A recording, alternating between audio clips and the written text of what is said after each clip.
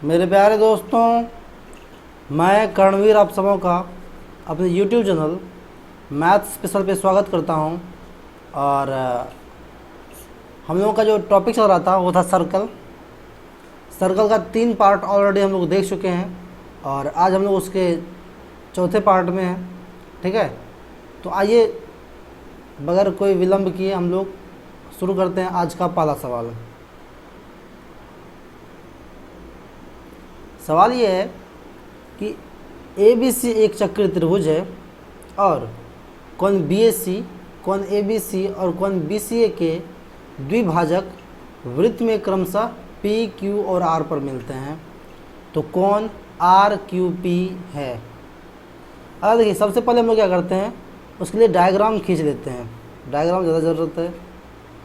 चलिए, कह रहा है ए बी सी एक चक्रीय त्रिभुज है।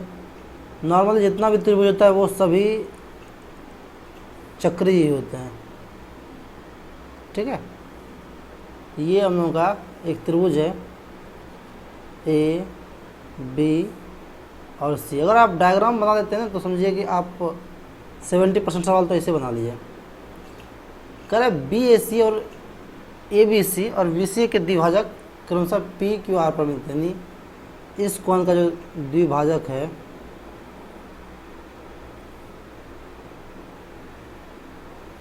इस कोण का जो द्विभाजक है और इस कोण का जो द्विभाजक है, ये पी क्यू और आर पर मिलते हैं। तो कोण आर क्यू पी बताइए, ये कोण पूछा जा रहा है। आर क्यू यहाँ रहा पी, अर्थात इस कोण का बात कर रहे हैं। इसको हम लोग हाईलाइट कर देते हैं, ये इस कोण का बात कर रहे हैं। ठीक है, अब इसको हम लोग निकालेंगे कैसे। इसके लिए हम लोग क्या करते हैं कि फर्स्ट ऑफ ऑल एक रचना कर देते हैं कि ये जो आर बी है और बी पी है, इनको मिला देते हैं ताकि हमको ये चक्रीय चतुर्भुज के रूप में मिल जाए, क्योंकि वहाँ से हम लोगों के पास कॉन्सेप्ट्स है। अगर हम लोग बात कर रहे हैं चक्रीय चतुर्भुज R B P D P Q, यानी आर बी पी और क्यू, ये एक चक्रीय चतुर्भुज है। ठीक है, चक्रीय चतुर्भुज है तो चक्रीय चतुर्भुज का क्या हम लोग का मतलब थ्योरम पता था कि सम्मुख कोणों का जो योग होता है वो 180 डिग्री होता है। अर्थात कोण आर क्यू पी, कोण आर क्यू पी प्लस कोण आर बी पी, अर्थात ये कोण आर बी पी बराबर कितना जाएगा भाई, 180 डिग्री। ठीक है, चलिए धन्यवाद। अब हम लोग के पास ये चीज़ तो खैर कंफर्म हो गए कि अगर हम लोग यहाँ से इस कोण का पता करें, कोण R Q P is equal to, तो अब हम लोग लिख सकते हैं 180 डिग्री माइनस कोण आर बी पी। ठीक है, यानी ये जो निकाला, अगर इसमें 180 में से इस कोण को हटा देंगे टोटल को, तो ये मुझे मिल जाएगा। ठीक है, अगर इस कोण पे चर्चा कर लेते हैं, ये जो आर बी पी है वो है क्या। और यहाँ से फिर से थ्योरम देखिए, ये जो चाप ये वाला है, इस चाप पर 2 कोण स्थित है। एक कोण ये वाला है, देखिए, तो ये जो आर ए चाप है इस पे एक ये कोण है, इसी पर एक ये कोण है जो कि सी का आधा है। यानी कोण आर बी ए जो है या ए बी आर जो है, ये किसके बराबर होगा, ये c/2 के बराबर होगा। ठीक है, दूसरा इस कोण को देखिए, ये किस चाप पे बना हुआ है भाई, ये बना हुआ है पीसी चाप पे। अब पीसी चाप पे देखिए तो एक ये वाला कोण है, देखते जाइए, पी बी सी, ये कोण, और इसी चाप पर ये तो एक और कोण है यहाँ पे, एक आधा, ठीक है। इधर से ये निकल गया, ये निकल गया, और ये तो देखिए तो प्रॉपर कोण बी है ये। क्या इसको हम ऐसा लिख सकते हैं 180 डिग्री माइनस, अगर हम लोग यहीं पे लिखें कोण आर बी ए प्लस कोण बी ये वाला और प्लस कोण पी बी सी लिख दिए हम लोग। बस इस कोण का इसको 3 पार्ट में बांट दिए, एक ये पार्ट, एक ये पार्ट और एक ये पार्ट, ठीक है। चलिए ये 180 डिग्री, ये जो है इस कोण को हम लोग क्या लिख सकते हैं, ये एक ही चाप पर है, ये कोण और ये कोण एक ही चाप पर है, इसको हम लोग C/2 कह सकते हैं। कोण बी तो है ये, रहने दीजिए इसको। और PBC जो है, PBC ये जो कोण है इसको हम लोग क्या कह सकते हैं A/2 कह सकते हैं। बस इतना ही कॉन्सेप्ट था, बाकी आपको कोई दिक्कत है होगा ही नहीं। ये क्या आ गया भाई, क्या इस C/2 A/2 हमको इसको कह सकते हैं B/2 प्लस B/2। चलिए हम लिख ही देते हैं A/2 B/2 C/2 B/2। ये 2 बार, अरे इसको हाफ हाफ के फॉर्मेट में लिख दिए, ठीक है। अगर देखिए ये तीनों जो है ABC तीनों का योगफल तो 180 होता है, क्योंकि त्रिभुज के तीनों कोणों का योगफल 180 है। 180/2 इसको लिख सकते हैं 180 डिग्री माइनस 90 प्लस कोण B/2। अब 180 में से 90 घटा देंगे तो क्या बच जाएगा भाई 90 माइनस कोण B/2, अर्थात हम लोगों का जो ऑप्शन है ऑप्शन ए इज करेक्ट। ये आपको समझ में आ गया होगा। आइए नेक्स्ट सवाल को देखते हैं। रोज है कि कोण PQR के माप का अनुपात 1:3,4 है, ठीक है। तो कोण S का माप क्या होगा, देखिए खींच देते हैं।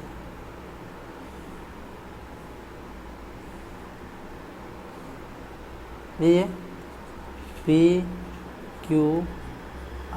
और ये S है। यहाँ से शुरू करते हैं। इसका जो रेशियो है 1:3 और ये 4 के, ठीक है। कोण S का माप पूछा जा रहा है। देखिए चक्रीय चतुर्भुज है, इसका मतलब है कि इसके सम्मुख कोणों का योगफल 180 डिग्री होगा, अर्थात 4 1 5 के बराबर 180 डिग्री, ठीक है। तो के बराबर कितना हो गया भाई, के बराबर हो गया 36 डिग्री।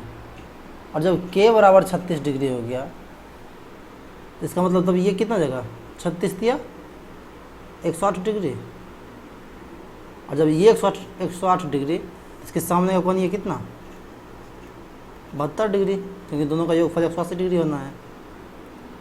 एक तो ये मेथड था। एक चीज़ आप और सोच सकते थे कि जैसे कि मान के चलिए कि सम्मुख कोण है, सम्मुख कोणों का योगफल 180 डिग्री होता है। ये 4 के है और ये 1 के है, इसका योगफल 5 के, ठीक है, 180 डिग्री के बराबर है। इसका भी योगफल तो 5 के होना है, ये भी 180 डिग्री होगा।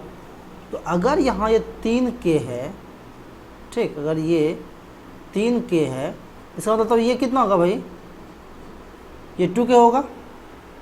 चलिए अगर ऐसा है तो देखिए 5 के बराबर कितना है 180 डिग्री, तो 2 के बराबर कितना होगा, ऐसे सोच लीजिए 36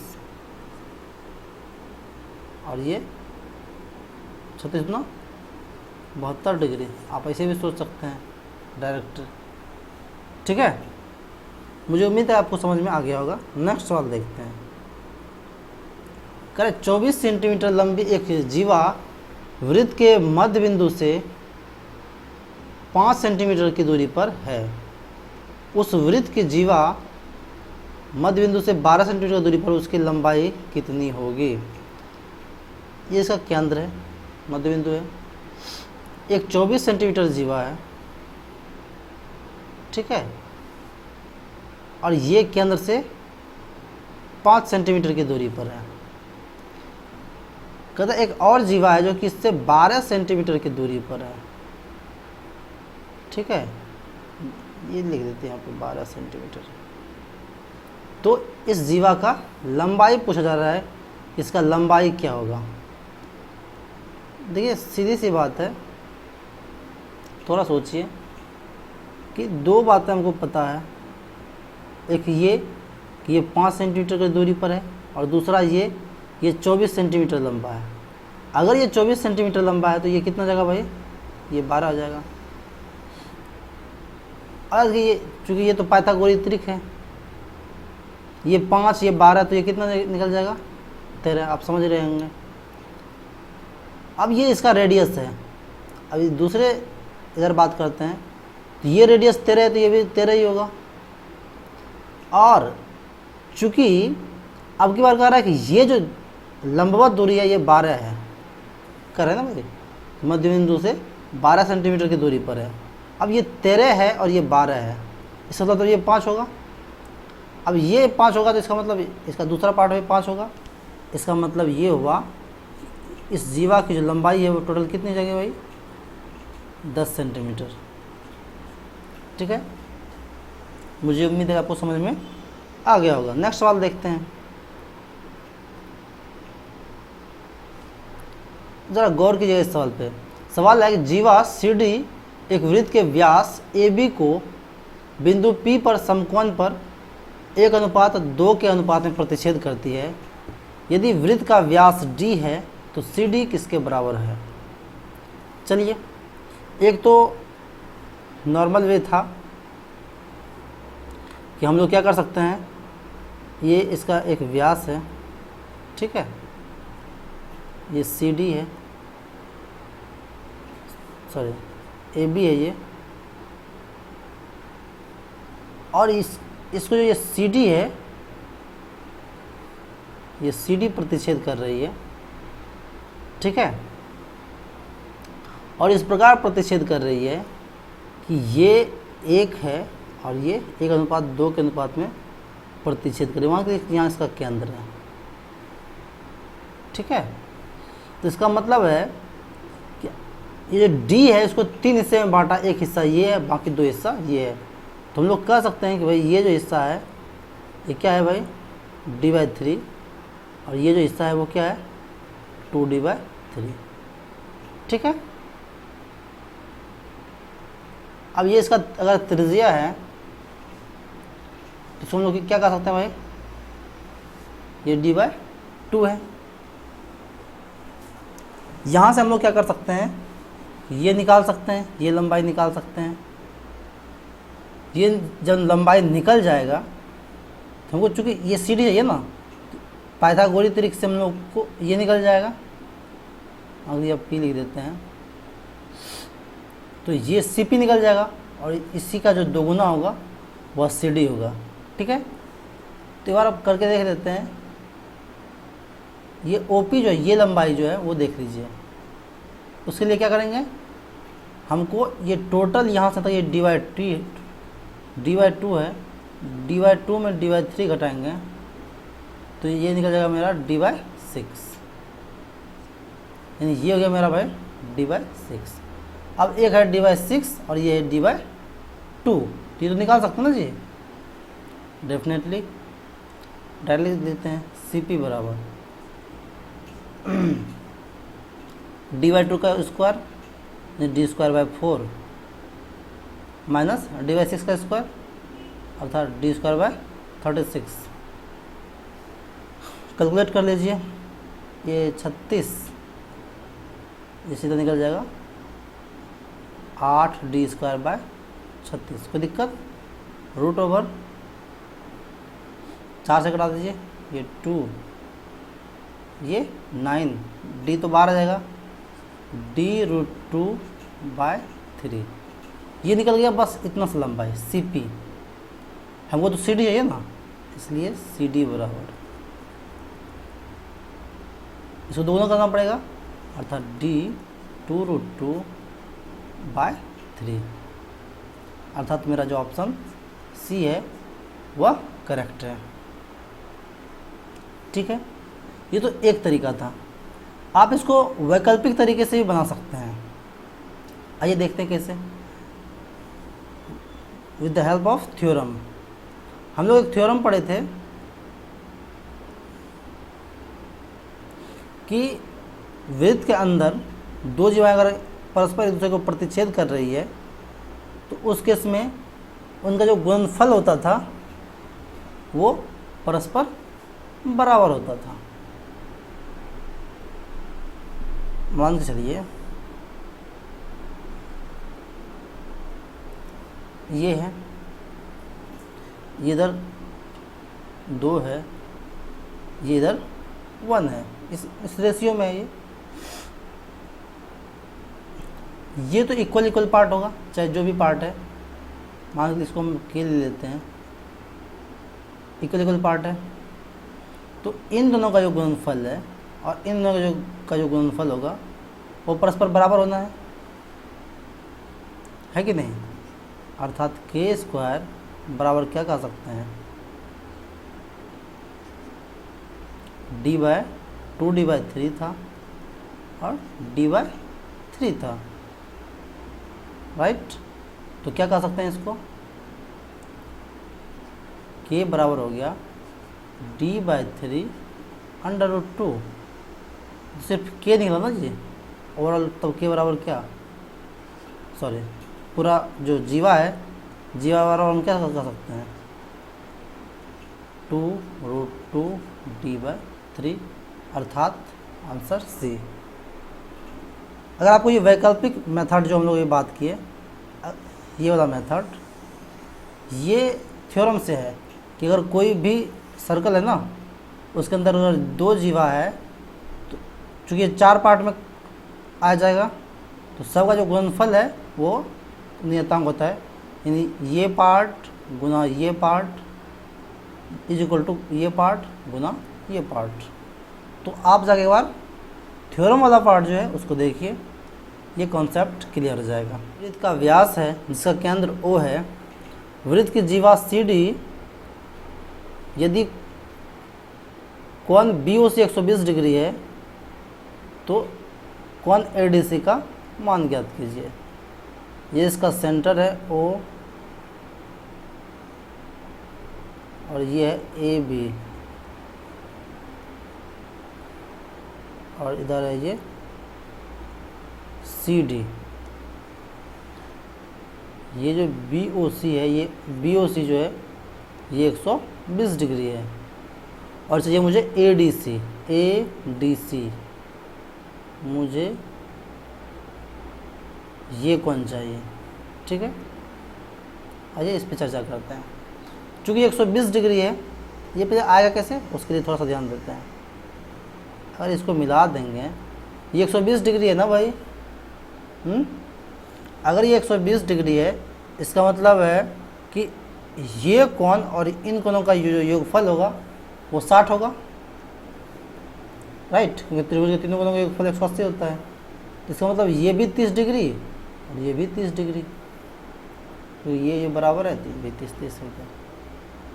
ठीक है, ओके। अब नेक्स्ट देखिए, अगर हम लोग इसको मिला दें,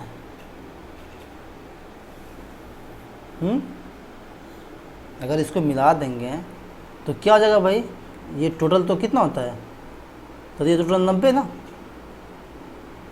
अरे भाई व्यास जो है परिधि पर कितना डिग्री कोण अंकित करता है, अर्थात यहाँ से तक ये तो 90 है, और जब ये 90 है और इधर ये 30 है, इसका मतलब ये तब कितना, इसका मतलब ये तब 60 डिग्री टोटल यहाँ से यहाँ तक। चलिए, अब ये 60 डिग्री है, मैं बात कर रहा हूँ कौन OAC का। ठीक है, हमको चाहिए ये वाला, ये कौन चाहिए। चलिए, तो एक काम और हम लोग कर सकते हैं। तो देखिए, तो ये वाला जो कौन होगा, देखिए ए बी डी सी जो ये एक चक्रीय चतुर्भुज हो गया, इसमें ये 60 डिग्री है, तो यहाँ से लेके यहाँ तक ये कितना 120 डिग्री। आमने सामने के कोण का योगफल 180 डिग्री होता है।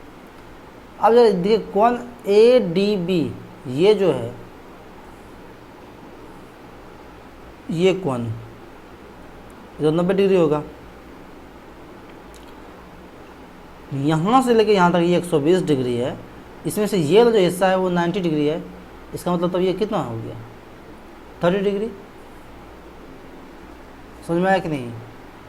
यानी ये जो वृत्त का जो व्यास है ना वो केंद्र परिधि पर 90 डिग्री का कोण अंकित करती है। तो ये टोटल 120 डिग्री था, उसमें से ये 90 डिग्री, तो ये मेरा जो कोण कितना निकल गया 30 डिग्री। अर्थात जो सही आंसर है वो क्या हो जाएगा 30 डिग्री। कोई दिक्कत। मुझे उम्मीद है कि ये सवाल भी आपको समझ में आ गया है। ठीक है, आज का जो टॉपिक है, आज जो भी हम लोग सवाल किए इतना रहने देते हैं। और अगर आपको पूरे क्लास में कोई प्रॉब्लम हो तो कमेंट कीजिए। ठीक है, आपको अगर कोई प्रॉब्लम हो तो भी आप डाल सकते हैं। ठीक है, तब तक के लिए अपना ख्याल रखिए। धन्यवाद।